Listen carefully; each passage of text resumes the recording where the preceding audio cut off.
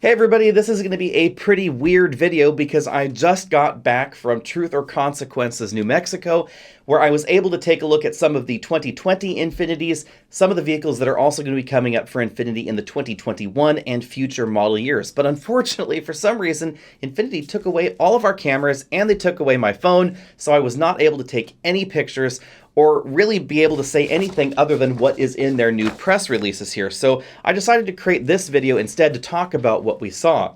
The first thing that we saw is a QX55. It's going to be the sort of BMW X4-like vehicle in the Infiniti lineup. So it's a QX50 that's had its rear end squished a little bit. They've given us a silhouette profile that we can share with you all today, but other than that, everything else is under embargo. We were able to see it, and it looks basically like a QX50. It has a more aggressive, slightly larger front end, a bigger Infiniti logo right there on the front. The rear tail lamps are a little bit bigger and a little bit swoopier, but it really is just a style exercise on the QX50.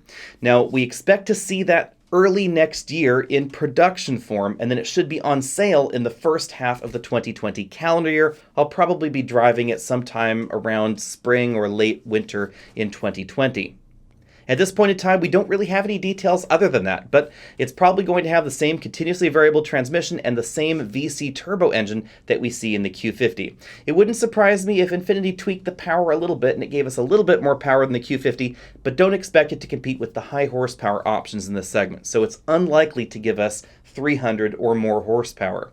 On the other hand, Infiniti tells us that they've really targeted practicality, even though it has the more coupe-like profile. So I suspect, even though we can't confirm this, that the rear seats may be a little bit closer to the ground because they're claiming that they'll still have enough room for adult males to sit in the back and not be bopping their heads on the ceiling, something that we do see in a lot of the coupe-like crossovers out there. They also claim it should be giving us class-leading cargo area. The next big thing that Infiniti did was talk about their future vehicles, and the only other future vehicles they were talking about were EVs. They told us that over the next 3 years, Infiniti will have 5 new models, and 3 of them are going to be electric vehicles. A sedan, and it looks like 2 electric crossovers, although the exact mix we won't know until we get a little bit closer to those dates. We do, however, have some interesting details about the new EV platform that I have to say did surprise me a little bit. We'll cover the less surprising one first, which is their new performance electric all-wheel drive vehicle. It's going to have 2 electric motors, one up front and one in the back, just as we see in other EVs out there. As far as what these vehicles will look like, we don't have to look any further than Infiniti's latest concept vehicles. The models that they were showing us in their presentation were very, very similar to the Q Inspiration, the QS Inspiration, and the QX Inspiration. Now, there were definitely some tweaks, the grills, etc. were different, but the overall proportions are pretty similar. Infiniti seems to be backing away from the long hood proportion that they've given us for some time in their vehicles, thanks to the rear-wheel drive layout, instead giving us more of a truncated hood proportion, so that way they can give us a bigger body on the inside, and what they're calling a more lounge-like interior. Power levels should be between about 250 and about 450 horsepower, they're saying. They've given us a general power range on some of these vehicles, but no specific details just yet. We also don't know anything about the battery pack size, the overall range, how efficient they'll be, or anything along those lines. But they have told us to expect all of the latest in Infiniti's luxury features, as well as some novel new safety features. When it comes to the overall efficiency and range numbers, I do have some high hopes for them because Nissan has been, of course, in the EV game for some time with the Leaf. It's the best-selling electric vehicle around the world, so Nissan definitely has a lot of electrification knowledge, and the Leaf is relatively efficient in its segment. So hopefully they're going to be applying a lot of that knowledge into the Infiniti brand and give us a world-class EV. Now, we don't know dates on this just yet, but we expect to hear more perhaps tail end of 2020, perhaps maybe they'll be on sale in 2021, but again, no specific details just yet. Now, the other big thing that they told us was a pretty big surprise, actually, I thought, and that is that one of these electrified vehicles is going to be what they're calling here a gas-generated EV vehicle. Now, for the rest of us in the world, we would call that a hybrid vehicle, but Infiniti is for some reason not really wanting us to use that term. To be perfectly honest, it's a hybrid vehicle. We have a gasoline engine, we have a generator, then we have the twin electric motors.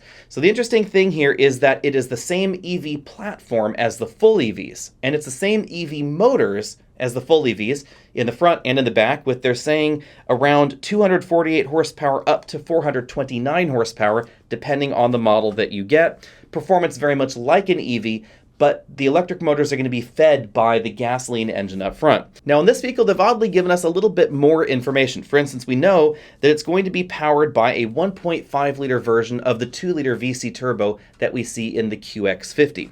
They're claiming it will be paired to a generator unit and it will be completely isolated from the rest of the vehicle.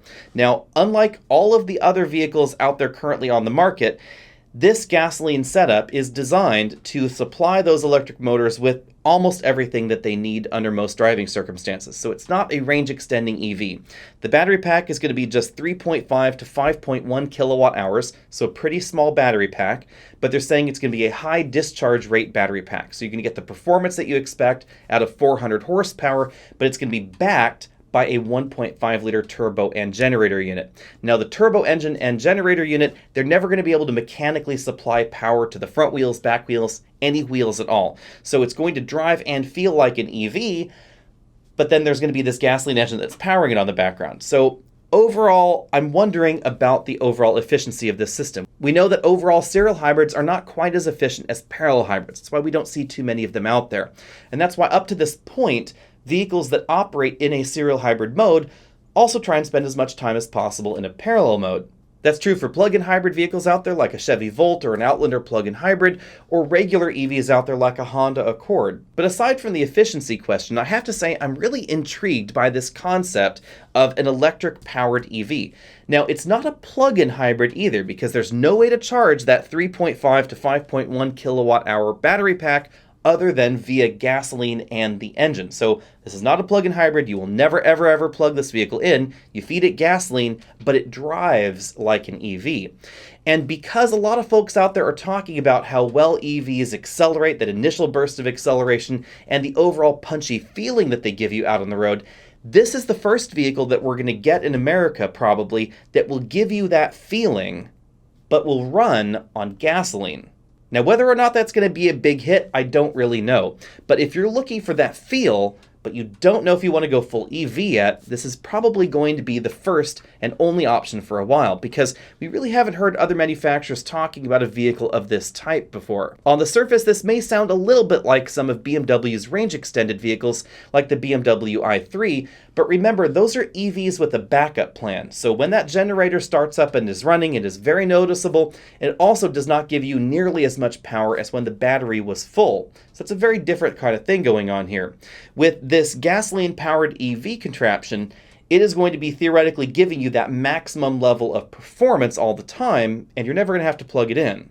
Infiniti is also telling us that they're targeting EV-like serenity with their gasoline-powered vehicle. So they're claiming that this will have a world's first completely independent mounting system of the engine. They've already given us a number. It's the MR15DDT engine and generator unit.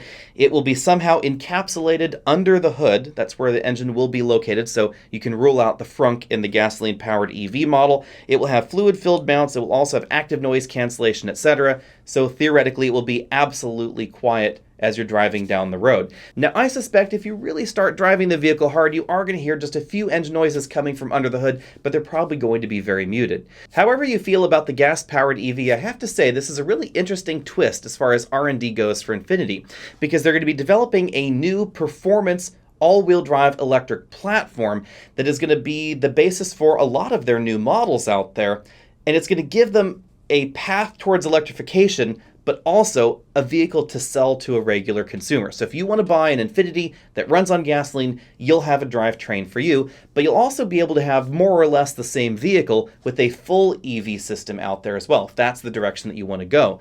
And then if the market changes quickly, all they have to do is start making more of the battery-powered model and less of the gasoline model, or if it goes back the other direction, start making more of the gasoline model and fewer of the battery-only model. So I am intrigued by this, but I'll be interested to see exactly what the vehicles look like and what the interiors look like, etc., and more importantly, how they're priced. Now again, I don't know exactly when these vehicles are going to go on sale. Infiniti gave us a sneak peek of 2 of the 5 vehicles that are going to be coming up soon, but we don't know about these electrified vehicles just yet. Since they're going to be within 3 years, however, they should be sometime between now and 2022. We probably will see an awful lot more detail sometime in late 2020 or perhaps early 2021. Be sure and stay tuned, because just as soon as I get that information, I will pass it on to all of you out there. Be sure and let me know what you think about all of this down there in the comment section below. Do you think this is the right direction for Infiniti or not? Also, let me know how you feel about them canceling their subcompact crossover. The QX30 is not continuing on for 2020, and the Q70 larger sedan is not continuing on for 2020 either. Infiniti tells us that instead of trying that pair up with Mercedes on the subcompact crossover, or instead of trying to compete with the BMW 5 Series and the Mercedes-Benz E-Class, they've decided to scrap those plans, go in a different direction, and really focus on electrification for the Infiniti brand. Let me know if you think that's the right decision down there in the comment section below, and I will see you all later.